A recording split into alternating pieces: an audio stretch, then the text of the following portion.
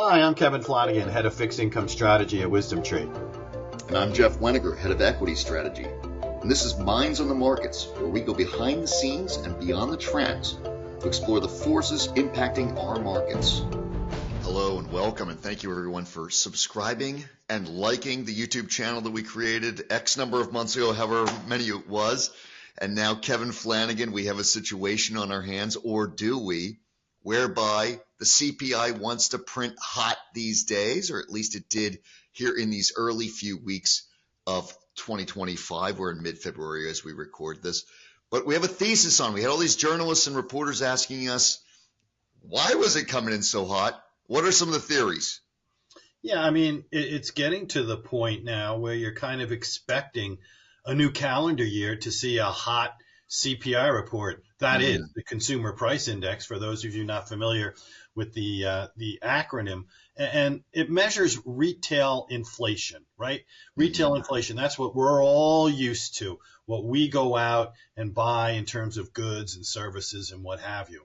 And what we've discovered is over the last few years, notwithstanding the big increase we saw in 2020, that the number keeps coming in higher than expected. And we saw this last year, and then it kind of fizzles out. And that's the question, right? I mean, that's the question we're at now. Is it going to fizzle out again? But the problem is with this kind of a number, is you're starting off the year, let's say from the Fed's point of view, on the wrong foot.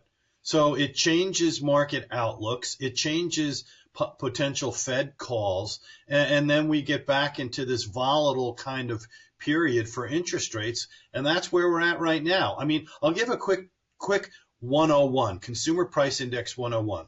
So the Bureau of Labor Statistics is what puts this report out, and the jobs report, believe it or not. Yep. All these numbers go through what's called a seasonal adjustment process to try to smooth out any kind of discrepancies that could occur, such as this. So you kind of ask yourself the question, either the BLS's seasonal adjustment process is flawed, or did prices come in even higher than expected? And that's what we're going to have to wait and see. And they've had issues for years. We've talked about it, you and I, on the Wisdom Tree Office Hours, which is the webinar we do on the website. And one of the issues is, hey, you're still playing catch up on the rent and owner's equivalent rent data in 2025 from the big rent increases and home price increases of 2-3 years ago. So that's one of the key factors. Now, one of the things that we've been tossing around of late is maybe the clock moves from December 31st to January 1st, and then you're a retailer and you say, okay, time to do an annual price hike. Maybe is it as simple as that?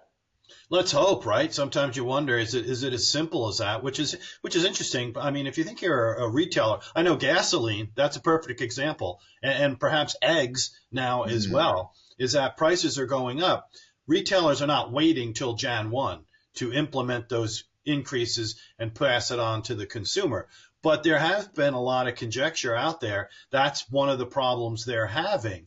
But then again, that should be known ahead of time, right? And you should be able to adjust for it. That's why it's kind of crazy when you think about it. But remember, the Fed's preferred gauge is the personal consumption report, that price index. And we don't get that until later in the month. And we'll wait and see how that comes in.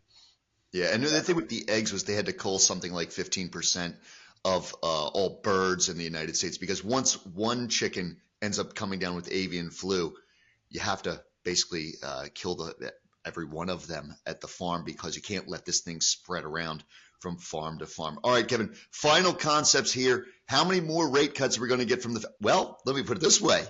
Are we going to get rate cuts for the rest of the year from the Fed? It's fascinating you stopped yourself and changed the question. That right? I mean, that's what we're talking about now. I think, you're starting off, what's the reasonable case scenario? That you get a rate cut this year. Could it be 2? Yeah, maybe. It's not going to be a rate hike, though. I think those thoughts are by the boards, and something the Fed's not even considering at this stage of the game. So I'm thinking, maybe, say, around Labor Day, maybe September, you get one more, and then they wait and see, and that's what the Fed's doing. They're in no hurry, to quote Chairman Powell. This is the Minds on the Markets. Thank you for liking, subscribing, and witnessing the various videos we've been putting on every couple of weeks for, I don't know, maybe a half a year or so. That'll do it for today.